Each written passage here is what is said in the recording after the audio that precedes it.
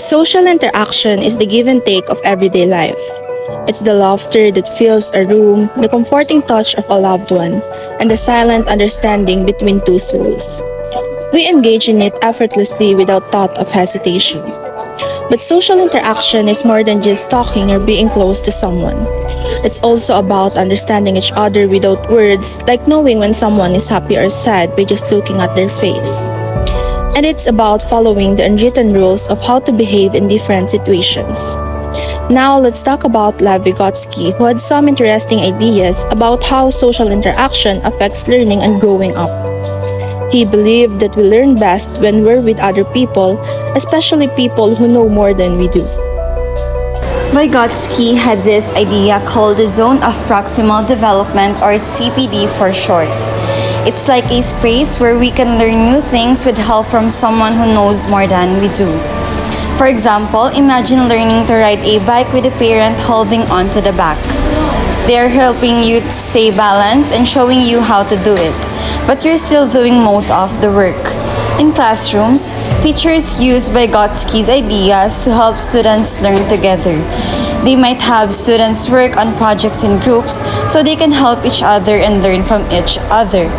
This way, everyone gets a chance to learn new things and grow. Vygotsky's concept of scaffolding refers to the support and guidance provided by a more knowledgeable individual to help a learner achieve a higher level of understanding or skill.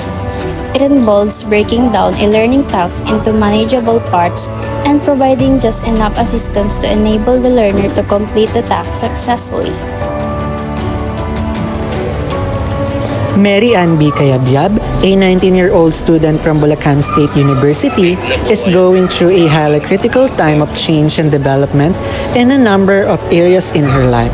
In academics, she participates in challenging coursework and gets guidance from professors, which help her expand her knowledge and abilities in her field of study of choice.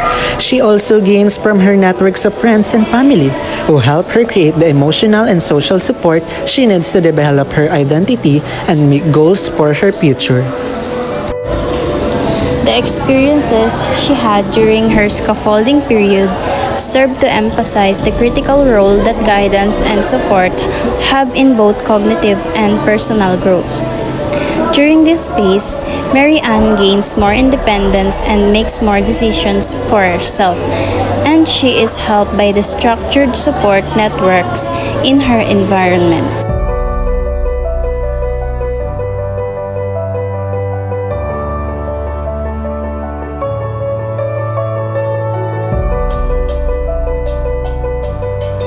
Juvel Rain Torres Francisco is a 20-year-old student from Bulacan State University.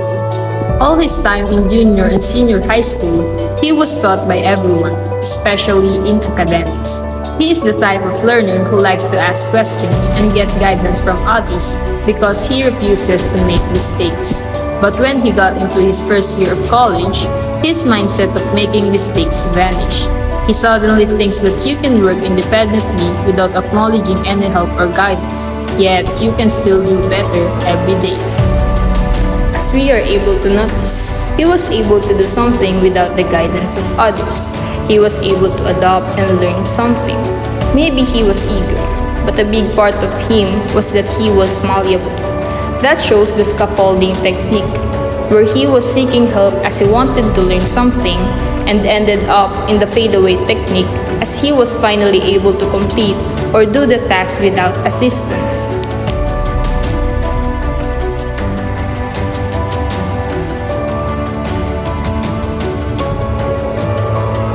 In early adulthood, individuals often find themselves in a conflicting situation between being able to do tasks with the help of others or without their assistance.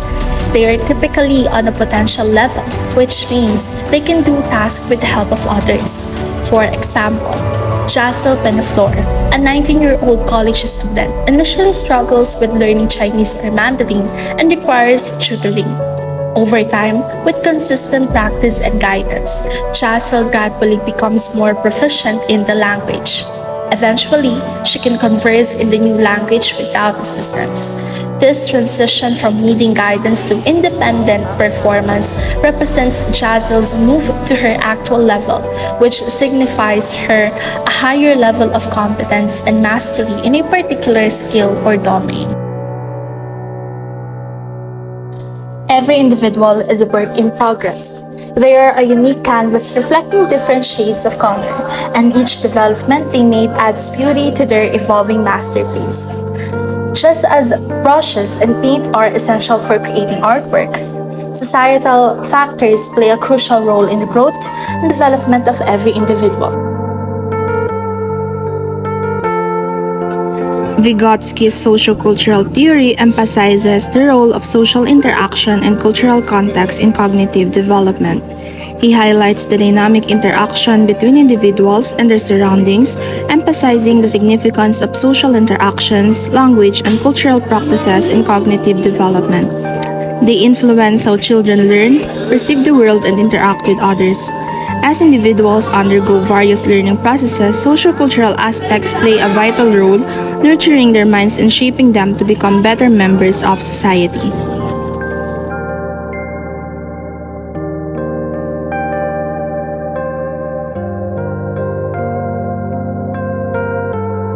Like seeds in fertile soil, plant children in nurturing surroundings where they will blossom and flourish.